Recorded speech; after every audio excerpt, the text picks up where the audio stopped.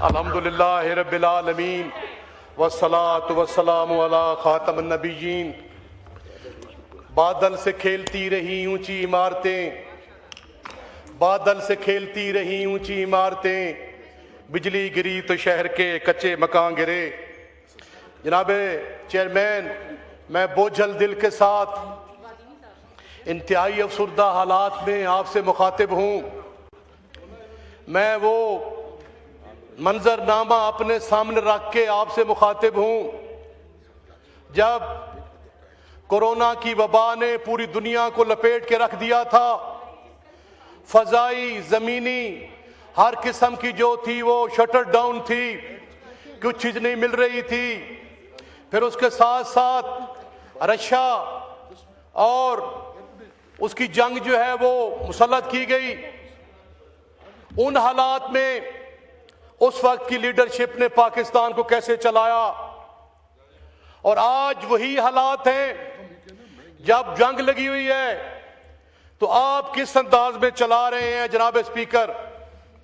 इस तनाजुर को सामने रख के मैं एक आम पाकिस्तानी के लेवल पे जाकर आपसे मुखातिब हूं कि एक ऐसा शख्स जो पंजाब में लेटेस्ट जनाब चेयरमैन सर्वे हुआ है, उसकी रिपोर्ट्स के मुताबिक पंजाब के अंदर 30% लोग एक वक्त की रोटी खा रहे हैं।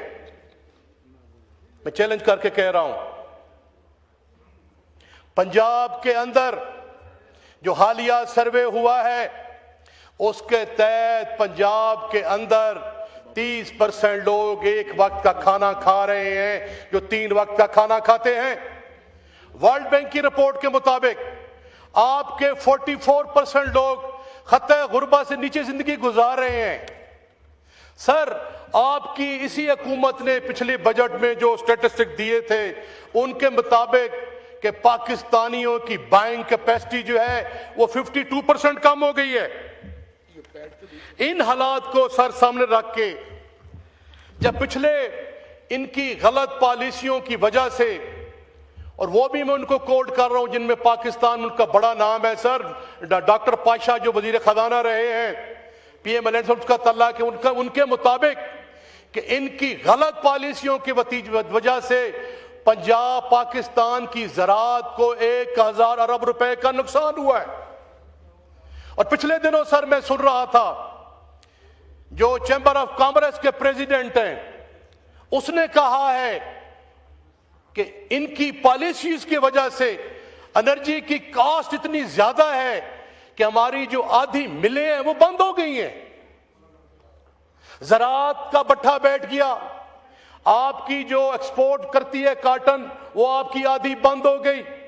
आप सर, मैं आपको ये वसूख के साथ कह रहा हूं जनाब स्पीकर, पिछले दिनों में लाहौर था, लाहौर के अंदर जो है लोड शेडिंग हो रही है गैस की। सुबह 6 से लेकर 9 तक गैस आती है, फिर 9 से लेके 12 तक नहीं होती, फिर 12 से लेके 3 बजे तक आती है, और फिर सर 6 से लेके 9 बजे तक गैस की लोड शेडिंग हो रही है। सर, बिजली की प्राइसेस कहीं से कहीं चली गई हैं। जैसे कि मैंने कहा सर कि मैं एक आम आदमी के कह रहा हूं कि जो वर्ल्ड बैंक की रिपोर्ट है कि वो शख्स जो सर पॉवर्टी की ये डेफिनेशन है कि 3 या $3.5 जो डेली कमाता है, आज 3 को जो आपके डॉलर्स की प्राइस है उसे जरब दें तो सर 24-25 हजार रुपया जो आज पाकिस्तान में कमाता है वो गरीब है। आपकी आधी आबादी 10 करोड़ की जो आबादी है वो खत्ते खुरबा से नीचे जिंदगी गुजार रही है। क्या इन हालात में, मैंने सर कहा मैं कोई ऐसी सियासी तकरीर नहीं करूंगा, मैं दलील के साथ बात कर रहा हूं, चूंकि मैं अवाम का नुमाइंदा हूं, मैं गली मली में पैदा हुआ, मैं जमींदार का बेटा हूं, मैं समझता हूं सर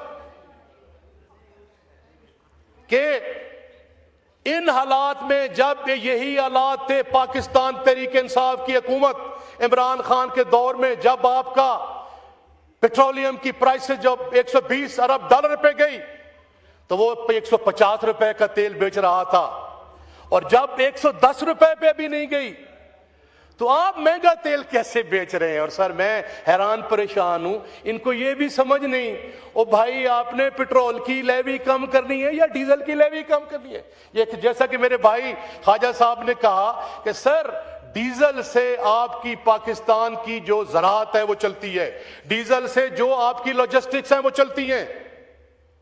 आपकी रेलवे किस पे चलती है? आपकी ट्रांसपोर्ट किस पे चलती है? आपकी चीजें किस पे चलती हैं? आपके इस फैसले ने पाकिस्तान की मईशत को तहस नहस कर दिया है।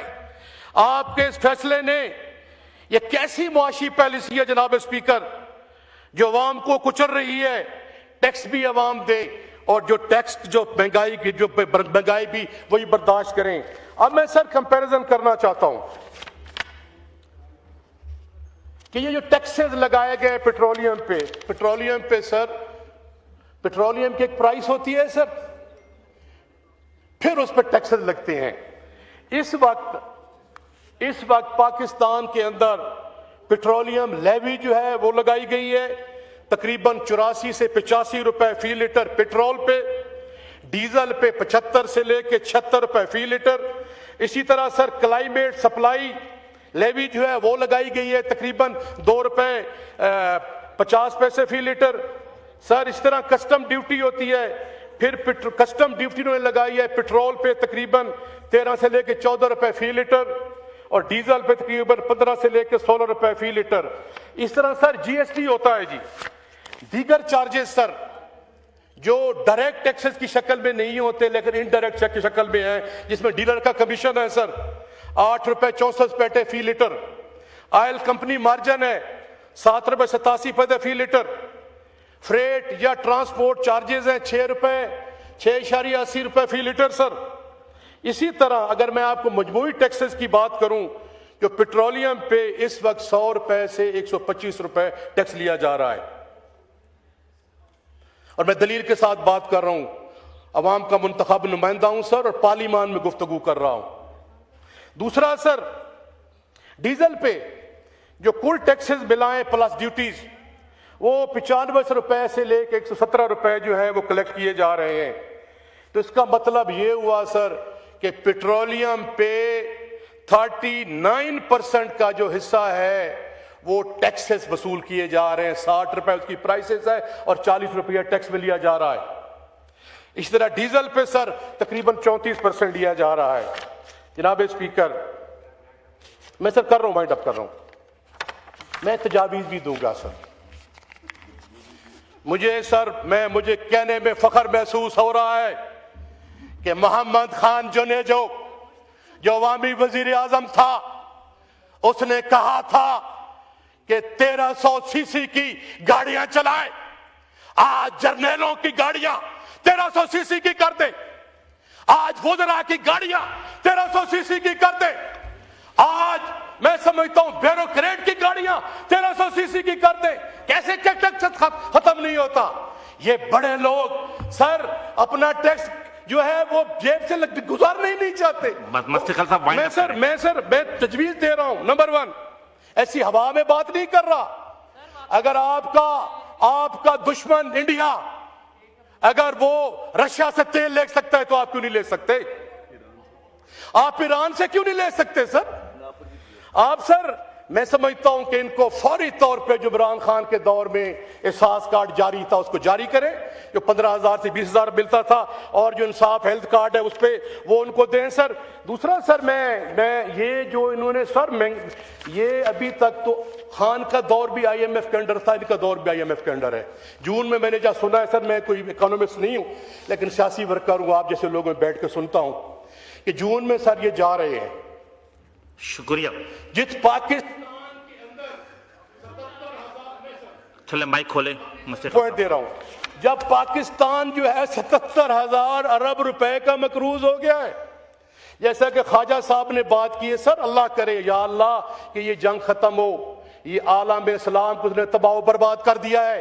अगर उसने ईरान पे अटैक किया और ईरान ने रिप्लाई में उनको अटैक किया तो पाकिस्तानी जो रेमिटेंस भेजती हैं वो तो यहीं से आती हैं, सऊदी अरेबिया से, UAE से, कतर से, कुवैत से। आपका जो 37 बिलियन डॉलर आ रहा है वो आप उसके सारे तो मुल्क चला रहे हैं। 77,000 रुपये के आपने कर्जे लिए हुए, विजन आपका है नहीं, पॉलिसी आपकी है नहीं, आपके पास अवामी मैंडेट है नहीं। पता नहीं, मैं हैरान हूं ये पॉलिसी कैसे बनाते हैं। आखिरी शेर पे मैं इधर खत्म करूंगा। कातिल की ये दलील भी मुंसिफ ने मान ली, कातिल की ये दलील भी मुंसिफ ने मान ली। मकतूल खुद गिरा था खंजर की नोक पर। तो मैं, बैरिस्टर साहब मेरे भाई हैं, मैं तो सर सुन रहा था कि ये अवामी होंगे, को इस्तीफा आएगा, घर चले जाएंगे रिजाइन करके। बहुत शुक्रिया, बहुत शुक्रिया। मोहतरमा शाहिद अली साहबा,